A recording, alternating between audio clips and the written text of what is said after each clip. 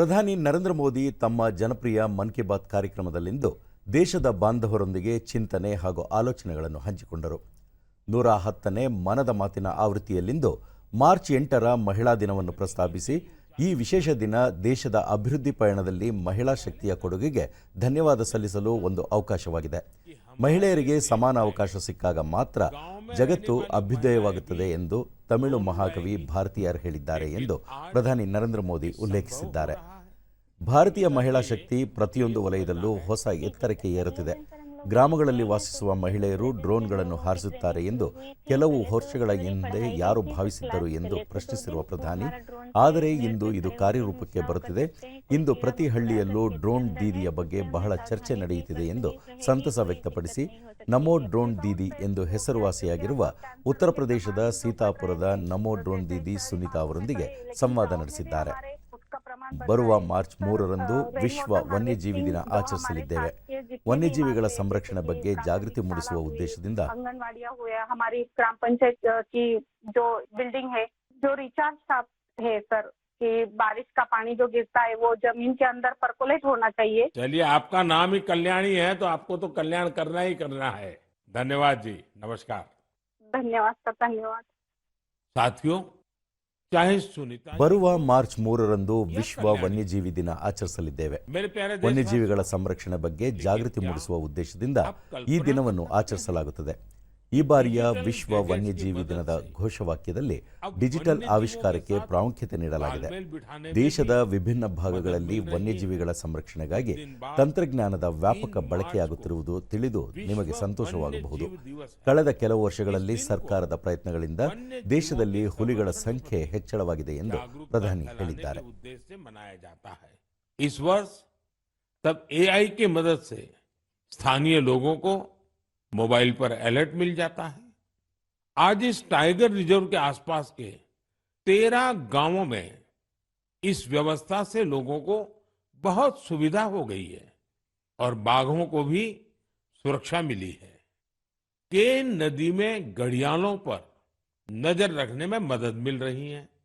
इसी तरह बेंगलुरु की एक कंपनी ने बघीरा और गरुड़ नाम का ऐप तैयार किया है. बघीरा ऐप से जंगल सफारी के दौरान वाहन की स्पीड और दूसरी गतिविधियों पर नजर रखी जा सकती है. सरकार की मदद से अपने घर को होम स्टे में बदल दिया है. ये उनकी कमाई का बहुत बड़ा साधन बन रहा है. इसी गांव में रहने वाले कोरकू जनजाति के प्रकाश जामकर ಸ್ನೇಹಿತರೆ, ಇಂದು ಯುವ ಉದ್ಯಮಿಗಳು ಕೂಡ ವನ್ಯಜೀವಿ ಸಂರಕ್ಷಣೆ ಮತ್ತು ಪರಿಸರ ಸ್ನೇಹಿ ಪ್ರವಾಸೋದ್ಯಮಕ್ಕಾಗಿ ಹೊಸ ಆವಿಷ್ಕಾರ ಕಂಡುಹಿಡಿಯುತ್ತಿದ್ದಾರೆ. ಉತ್ತರಾಖಂಡದ ರೂರ್ಕಿಯಲ್ಲಿ ರೋಟೋ ಪ್ರಿಸಿಷನ್ ಗ್ರೂಪ್ಸ್ ಭಾರತೀಯ ವನ್ಯಜೀವಿ ಸಂಸ್ಥೆಯ ಸಹಯೋಗದೊಂದಿಗೆ ಕೆನ್ ನದಿಯಲ್ಲಿ ಮೊಸಳೆಗಳ ಮೇಲೆ ಕಣ್ಗಾವಲು ಇರಿಸಲು ಸಹಾಯ ಮಾಡುವ ಡ್ರೋನ್ ಅನ್ನು ಅಭಿವೃದ್ಧಿಪಡಿಸಿದೆ. ಇದೇ ರೀತಿ ಬೆಂಗಳೂರಿನ ಒಂದು ಕಂಪನಿಯು ಬಗೀರಾ ಮತ್ತು ಗರುಡ ಹೆಸರಿನ ಆಪ್ ತಯಾರಿಸಿದೆ ಎಂದು ಹೇಳಿದ್ದಾರೆ. उनके जीवन स्तर को ऊपर लाने का भी एक बड़ा माध्यम ಭಾರತದಲ್ಲಿ ಪ್ರಕೃತಿಯೊಂದಿಗೆ ಸಾಮರಸ್ಯ ಎನ್ನುವುದು ನಮ್ಮ ಸಂಸ್ಕೃತಿಯ ಅವಿಭಾಜ್ಯ ಅಂಗವಾಗಿದೆ. ಮಹಾರಾಷ್ಟ್ರದ ಖಟ್ಕಲಿ ಗ್ರಾಮದಲ್ಲಿ ವಾಸಿಸುವ ಬುಡಕಟ್ಟು ಕುಟುಂಬಗಳು ಸರ್ಕಾರದ ನೆರವಿನೊಂದಿಗೆ ತಮ್ಮ ಮನೆಗಳನ್ನು ಹೋಮ್ ಸ್ಟೇಗಳಾಗಿ ಪರಿವರ್ತಿಸಿವೆ. ಇದು ಅವರಿಗೆ ಆದಾಯದ ಬಹುದೊಡ್ಡ ಮೂಲವಾಗಿವೆ ಎಂದು ವಿವರಿಸಿದ್ದಾರೆ. ಪಶುಪಾಲನೆಯ ಬಗ್ಗೆ ಮಾತನಾಡುವಾಗ ಹಸು ಮತ್ತು ಎಮ್ಮೆಗಳನ್ನು ಮಾತ್ರ ಪರಿಗಣಿಸುತ್ತೇವೆ, ಆದರೆ ಮೇಕೆ ಕೂಡ ಒಂದು ಪ್ರಮುಖ ಪ್ರಾಣಿಯಾಗಿದ್ದು ಇದರ ಬಗ್ಗೆ ಅಷ್ಟೊಂದು ಮಾತುಕತೆ ನಡೆಯುವುದಿಲ್ಲ. ದೇಶದ ವಿಭಿನ್ನ ಪ್ರದೇಶಗಳಲ್ಲಿ ಹಲವರು ಮೇಕೆ ಪಾಲನೆಯಲ್ಲಿ ತೊಡಗಿಕೊಂಡಿದ್ದಾರೆ. ಒಡಿಶಾದ ಕಾಲಹಣ್ಣಿಯಲ್ಲಿ ಮೇಕೆ ಪಾಲನೆ ಎನ್ನುವುದು ಗ್ರಾಮದ ಜನರ ಜೀವನೋಪಾಯ ಮಾತ್ರವಲ್ಲ, ಅವರ ಜೀವನ ಮಟ್ಟವನ್ನು ಸುಧಾರಣೆ ಮಾಡುವ ಪ್ರಮುಖ ಸಾಧನವೂ ಆಗುತ್ತಿದೆ. ಈ ಪ್ರಯತ್ನದ ಹಿಂದೆ ಜಯಂತಿ ಮಹಾಪಾತ್ರ ಮತ್ತು ಅವರ ಪತಿ ಬೀರೇನ್ ಸಾಹು ಅವರ ಬಹುದೊಡ್ಡ ನಿರ್ಧಾರವಿದೆ ಎಂದು ಪ್ರಧಾನಿ ಹೇಳಿದ್ದಾರೆ. देश के अलग अलग हिस्सों में भीमसी भवेश जी जैसे कई लोग हैं. साहित्य क्षेत्र में मानसा जी के कार्यों का दायरा इतना बड़ा है कि इसे करीब 50 संस्करणों में सहेजा गया है. इनमें कविताएं और लोकगीत भी शामिल हैं. ನಮ್ಮ ಸಂಸ್ಕೃತಿಯ ಪಾಠ ಪರಮಾರ್ಥ ಪರಮೋಧರ್ಮ ಎಂಬುದಾಗಿದೆ. ಅಂದರೆ ಇತರರಿಗೆ ಸಹಾಯ ಮಾಡುವುದೇ ಬಹಳ ದೊಡ್ಡ ಕರ್ತವ್ಯ ಎಂದರ್ಥ. ಇದೇ ಭಾವನೆಯೊಂದಿಗೆ ನಮ್ಮ ದೇಶದಲ್ಲಿ ಅಸಂಖ್ಯಾತ ಮಂದಿ ನಿಸ್ವಾರ್ಥವಾಗಿ ಇತರ ಸೇವೆಗಾಗಿ ತಮ್ಮ ಜೀವನವನ್ನು ಮುಡಿಪಾಗಿಡುತ್ತಾರೆ. ಅಂತಹ ವ್ಯಕ್ತಿಗಳಲ್ಲಿ ಒಬ್ಬರು ಬಿಹಾರದ ಭೋಜ್ಪುರದ ಭೀಮ್ ಸಿಂಗ್ ಭವೇಶ್ ಅವರು ವಾಸವಾಗಿರುವ ಪ್ರದೇಶದ ಮುಸಾಹ ಜಾತಿಯ ಜನರಲ್ಲಿ ಅವರ ಕೆಲಸದ ಬಗ್ಗೆ ಸಾಕಷ್ಟು ಚರ್ಚೆಗಳು ನಡೆಯುತ್ತಿವೆ ಎಂದು ಪ್ರಧಾನಿ ವಿವರಿಸಿದ್ದಾರೆ. साथियों, हमारे देश में बहुत सारे ऐसे लोग भी हैं जो गीतों और नृत्यों के माध्यम से कर्नाटका के वेंकप्पा अंबाजी सुगेटकर, उनका जीवन भी इस मामले में बहुत प्रेरणादायी है. इस भाषा में कहानियों का भी ಭಾರತದ ಸೌಂದರ್ಯ, ಅದರ ವೈವಿಧ್ಯತೆ ಮತ್ತು ನಮ್ಮ ಸಂಸ್ಕೃತಿಯ ವಿವಿಧ ಬಣ್ಣಗಳಲ್ಲಿ ಅಡಗಿವೆ. ಭಾರತೀಯ ಸಂಸ್ಕೃತಿಯನ್ನು ಸಂರಕ್ಷಿಸಲು ಮತ್ತು ಸುಂದರಗೊಳಿಸಲು ಎಷ್ಟೊಂದು ಜನರು ನಿಸ್ವಾರ್ಥವಾಗಿ ಪ್ರಯತ್ನಿಸುತ್ತಿದ್ದಾರೆ ಎಂಬುದನ್ನು ನೋಡಲು ನನಗೆ ಸಂತೋಷವಾಗುತ್ತದೆ. ಜಮ್ಮು ಕಾಶ್ಮೀರದಲ್ಲಿ ಗಾಂದರ್ಬಲ್ನ ಮೊಹಮ್ಮದ್ ಮಾನ್ ಶಾ ಅವರು ಕಳೆದ 3 ದಶಕಗಳಿಂದ ಗೋಜರಿ ಭಾಷೆಯನ್ನು ಸಂರಕ್ಷಿಸುವ ಪ್ರಯತ್ನದಲ್ಲಿ ತೊಡಗಿದ್ದಾರೆ ಎಂದು ಪ್ರಧಾನಿ ಸಂತಸ ವ್ಯಕ್ತಪಡಿಸಿದ್ದಾರೆ. ಹಾಡು ನೃತ್ಯಗಳ ಮೂಲಕ ತಮ್ಮ ಸಂಸ್ಕೃತಿ ಭಾಷೆ ಉಳಿಸುವ ಕಾರ್ಯದಲ್ಲಿ ತೊಡಗಿರುವ ಬಹಳಷ್ಟು ಮಂದಿ ನಮ್ಮ ದೇಶದಲ್ಲಿದ್ದಾರೆ. ಕರ್ನಾಟಕದ ವೆಂಕಪ್ಪ ಅಂಬಾಜಿ ಸುಗೇಟಕರ ಅವರ ಜೀವನವು ಈ ವಿಚಾರದಲ್ಲಿ ತುಂಬಾ ಸ್ಫೂರ್ತಿದಾಯಕವಾಗಿದೆ. ರಾಜ್ಯದ ಬಾಗಲಕೋಟೆಯ ನಿವಾಸಿ ಸುಗೇತಕರ್ ಅವರು ಓರ್ವ ಜಾನಪದ ಗಾಯಕ. ಅವರು 1000ಕ್ಕೂ ಹೆಚ್ಚು ಗೋಂಧಳಿ ಹಾಡುಗಳನ್ನು ಹಾಡಿದ್ದಾರೆ ಮತ್ತು ಈ ಭಾಷೆಯಲ್ಲಿ ಕಥೆಗಳನ್ನು ಸಾಕಷ್ಟು ಪ್ರಸಾರ ಮಾಡಿದ್ದಾರೆ. ಅವರು ಯಾವುದೇ ಶುಲ್ಕ ಪಡೆಯದೆ 100 ವಿದ್ಯಾರ್ಥಿಗಳಿಗೆ ತರಬೇತಿ ಕೂಡ ನೀಡಿದ್ದಾರೆ ಎಂದು ಪ್ರಧಾನಿ ಹೇಳಿದ್ದಾರೆ.